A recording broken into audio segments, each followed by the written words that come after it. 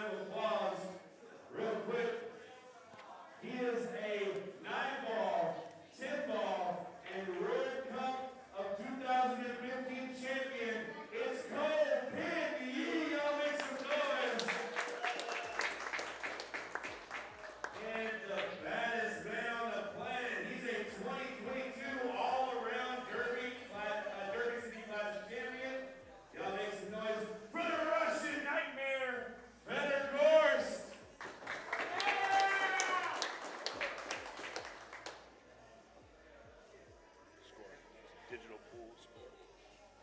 Oh yeah, we're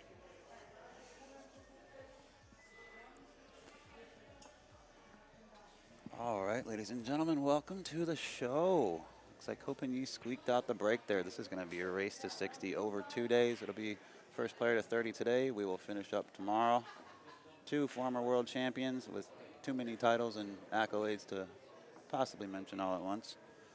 My name's Ben Sutherland. I'm going to be joined by Stephen Wyatt. Stephen, how are you, bud?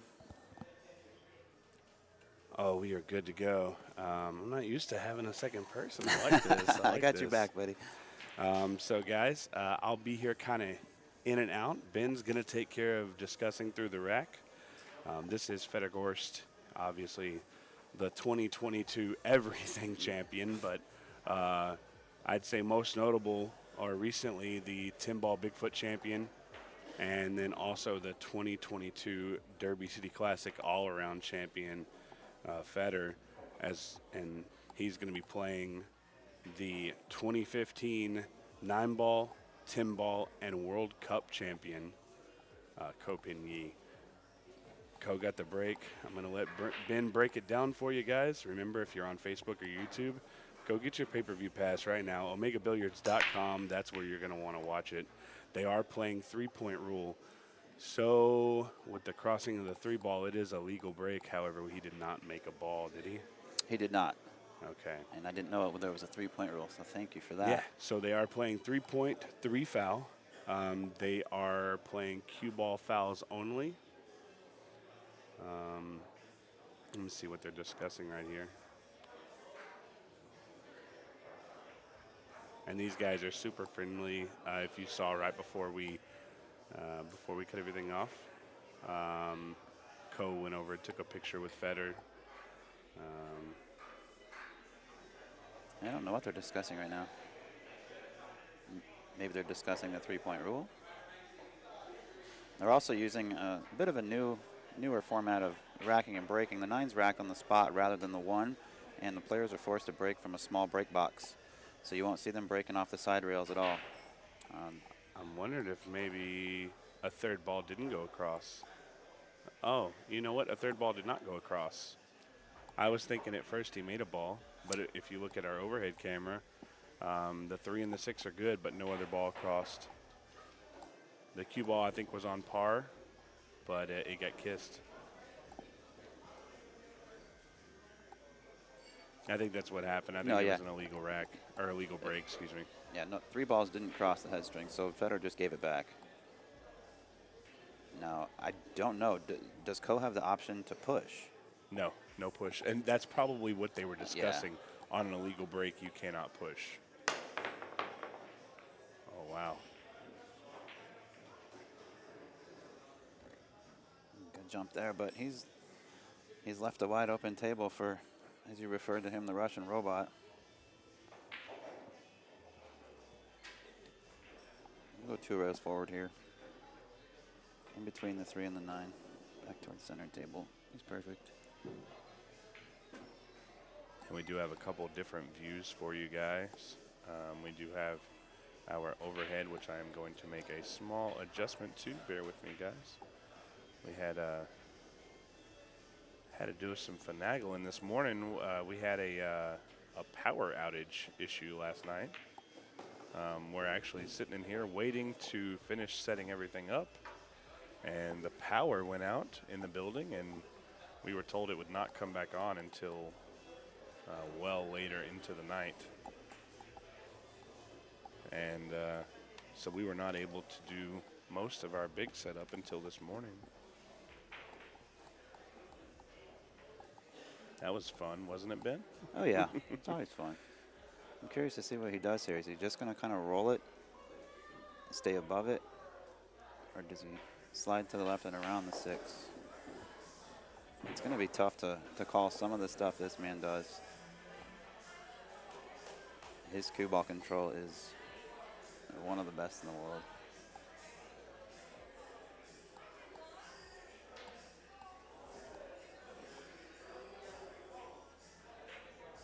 A simple 1 rail position. Take the cue ball back toward the spot.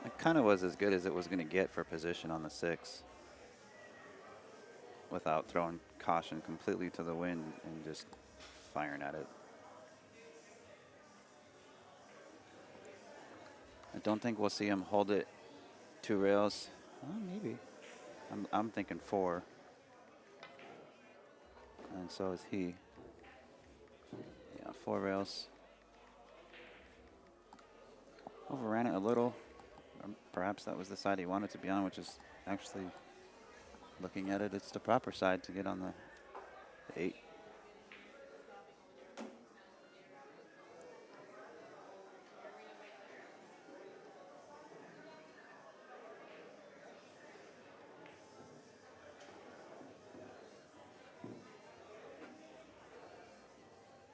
So as expected, very strong start.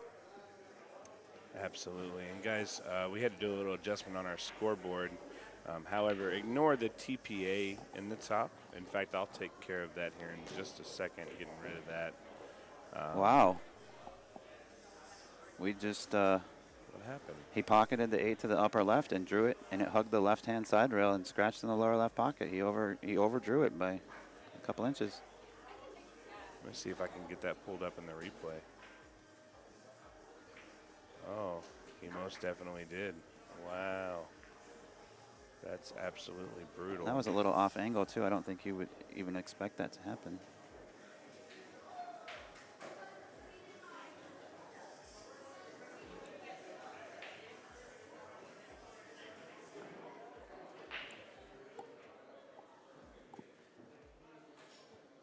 Sorry, guys. I don't know what's going on there.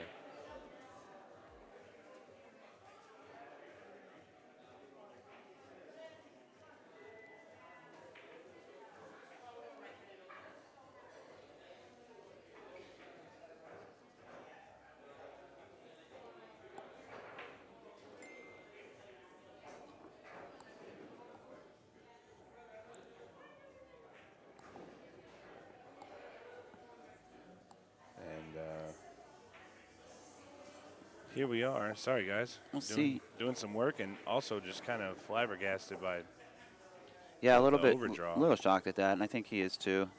Call it early on in the match. I don't want to say nerves because I really don't think these two really feel the nerves too much. Looks like Co's breaking with a Predator BK3 Sport Wrap Edition. He also plays with a very, very beautiful and very expensive Zen cue. And then he's got his own line of jump cues and tips as well. Naturally, that's what he's playing with. Okay, ball goes in.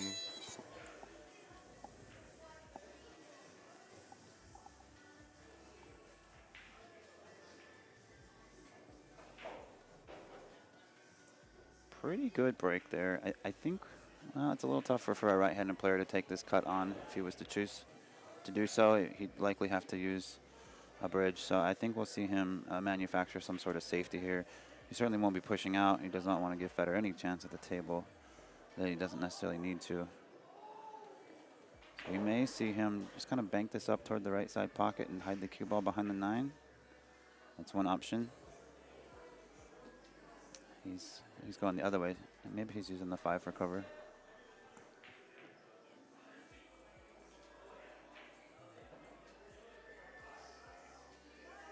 Oh, he hit that really nicely. And this is another factor, too, that's going to come into play is how tight the safeties are. Fedor, well, both players jump phenomenally. So it's going to be, and the safety games are going to have to be on point. It's going to have to be very tight. There must be more room between that 5 and the rail than this camera angle is providing, because it certainly looks nearly frozen. What is he looking at? That ball certainly doesn't go through there.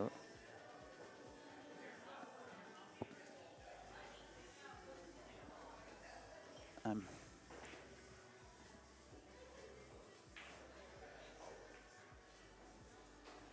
confused. And forgive me, folks, if the shot is obvious, but I just didn't see what he was looking at. I think he has to elevate and kind of bend the cue ball out by the first diamond. You know as well as I do, the overhead camera can be a bit deceiving. I'm thinking maybe he was almost convinced that he could get through there. Wow, Wow. what a shot that was. Let's throw that one on the highlight reel. Here we go, one more time.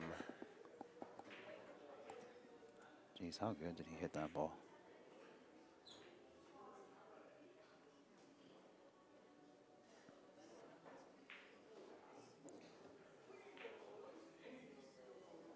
That's absolutely gorgeous of a shot. I mean, that's insane.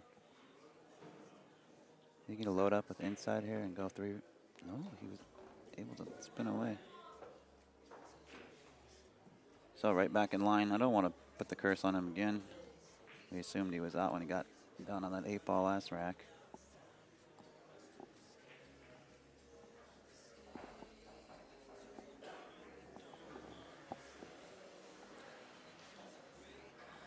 Might be a little stretch for a right-handed player, but he's about 6'2". And he's lanky, so he can stretch out if he needs to. He's a tall boy, 6'2", 6'3", somewhere in there.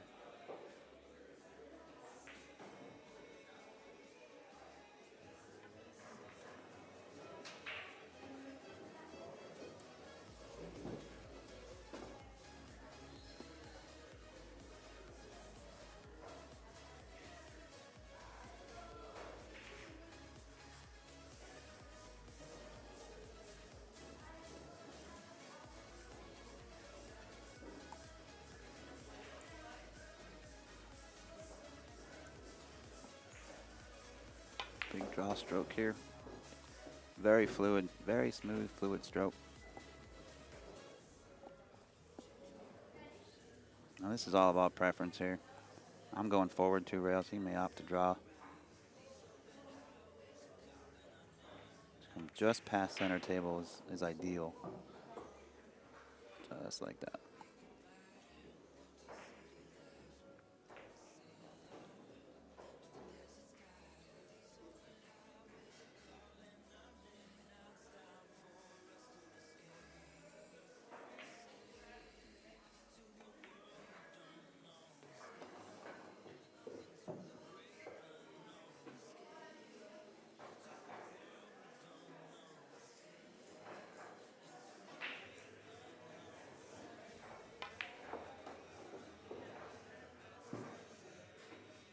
Now he's undershot it just a touch.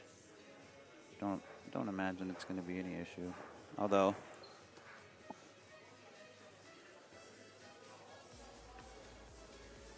as many already know, Q-Tech sponsors Fedor Gorst.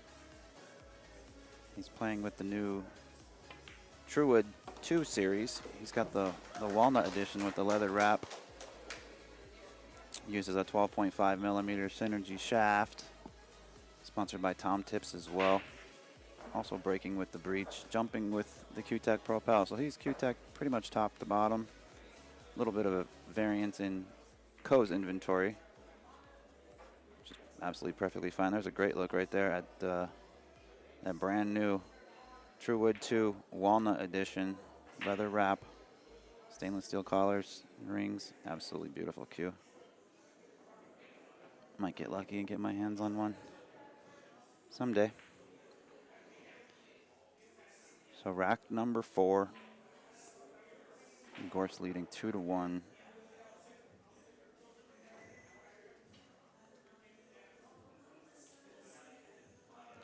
Keep an eye on the cue ball again. Look at the focus. It's very consistent. Cue ball came just across the top of that 9-ball again. I don't know if they're playing, if the 9-ball counts on the break in all pockets. You know, Steven? I don't know. We'll have to find out. I would imagine with this format that it would, because it's very, very, very few and far between. Do you see it happening with this particular rack and break format? And just in case you guys are wondering, he did make a ball. However, he did not make the 3-point rule. The 6-ball didn't get across. That's why Co came to the table. Oh, thank you.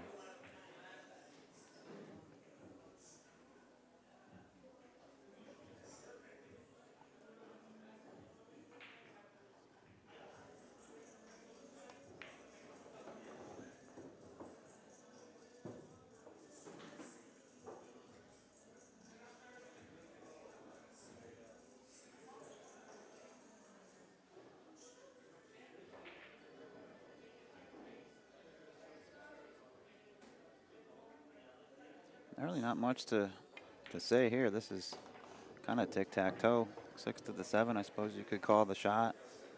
That's one of the things that's kind of cool about these events, is especially for rotation, is a lot of times the players are so good that when they get a good spread, that's the difference between the amateurs and the pros, is they can do so little with their cue ball and not have to do all the extra. So You're doing a little, but you're doing a lot. yeah, it's taking a lot to do a little. There we go. Something like that. Either way, these guys are both absolute world champions. It wouldn't surprise me to see a hill-hill match or a very close match. Both these guys also have the ability to just run away with it, so it can kind of go either way. But for the most part, I expect it to be, you know, a very competitive match. We'll say that much.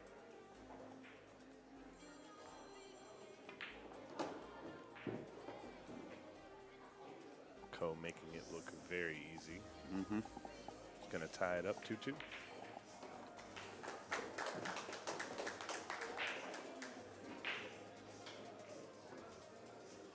And this is a shorter race than what we generally do, especially with 9-ball. Pretty much our go-to is race to 120. These guys are doing half of that because of time constraints. Obviously, they both come from the International Open, and they'll be heading to Puerto Rico soon. In fact, on Monday, I believe, Fedor and Ko have the same exact flight out of Harlingen, Texas, where the Rock and Q is located. So, very tight schedule. So we wanted to get the match in because we knew that you guys would want to see it. We also did not want to rush the players. So we opted, rather than try and do the rush or something like that, we would simply make the race a little shorter. That way you guys still get what you're looking for. Look at this shot. This is...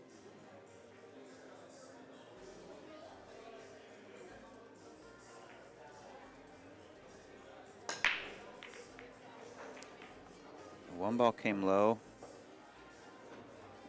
So a random ball fell, and the 3-point rule was successfully executed. However, he's got a pretty tough layout right here, so not sure what's going to happen. Then I'm going to step away for just a minute. Sure. I'll be right back.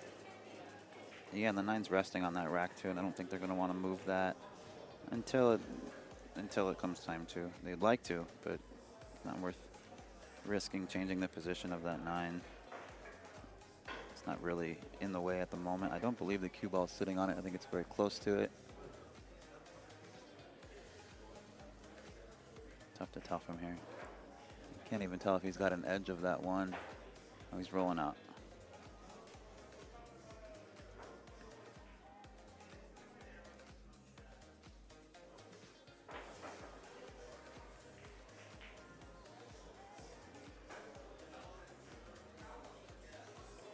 Oh, that's out of the way now.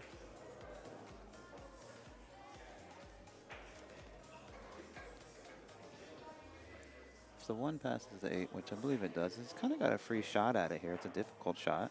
But the cue ball comes back down table, and he's got coverage if he misses. He went full out safety. Came up a little short. And he's going to leave a look for Ko. I don't think we'll see him take on anything aggressive here. He's just looking for the best place to find cover.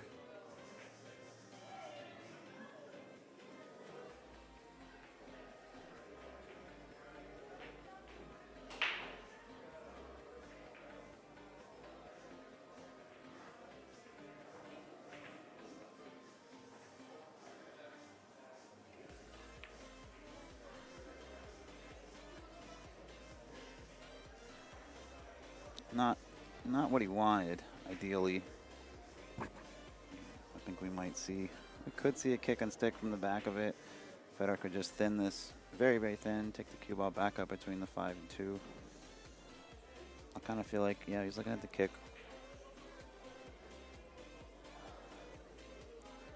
little bit easier to control than trying to clip the edge of the one.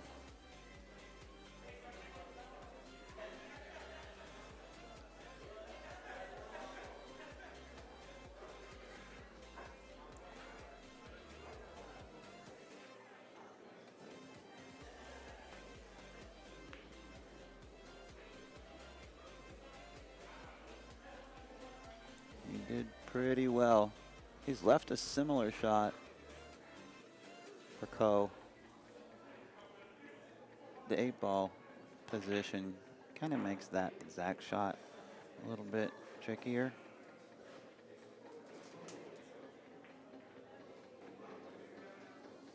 He could opt to also kick the back of that one very, very thin.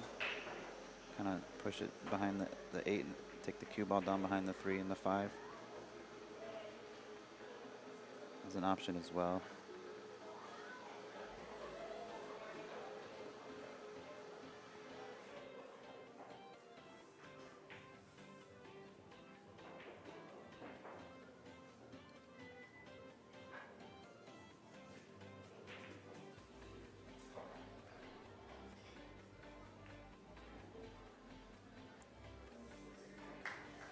He judged that very well. I think we're going to be seeing a jump from Fedor on this particular inning.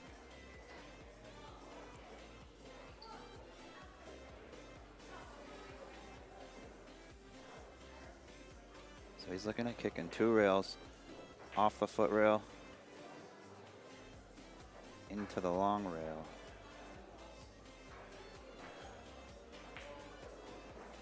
He's changed his mind, it looks like. I don't think you can 2-rail kick from here.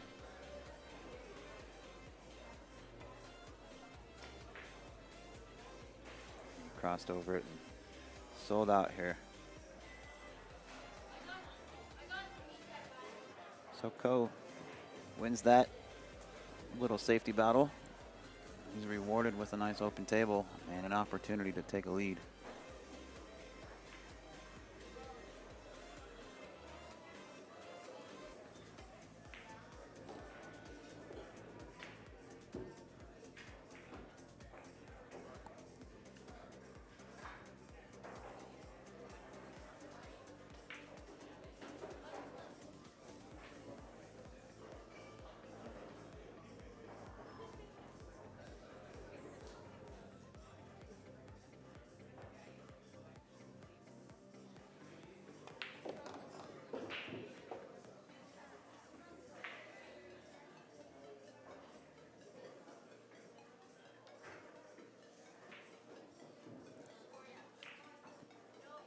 We'll just roll this in, stay above the side pocket.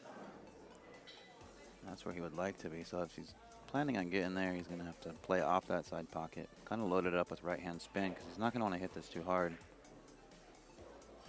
He's cueing low, so maybe he can just kill it. To me, it looks like there's too much angle for that, but this is probably the camera playing tricks on me. It is. I see the same thing that you guys at home can see as well, although I'm not too far from the table. I'm kind of at an off angle. I can't see too well. And guys at home, if you're watching on Facebook, now is the time to head over to omegabilliards.com. Get your pay-per-view pass. This free preview is going to be ending as soon as this rack is over.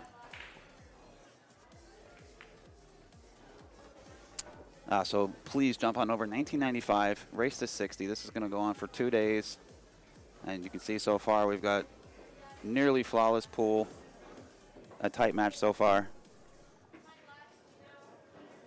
And so, yes, please jump on over, omegabilliards.com. Get your pass. Enjoy the show. Thank you guys for tuning in. And everybody on the pay-per-view, we're not going anywhere. But if you are watching on YouTube or Facebook, have a good night.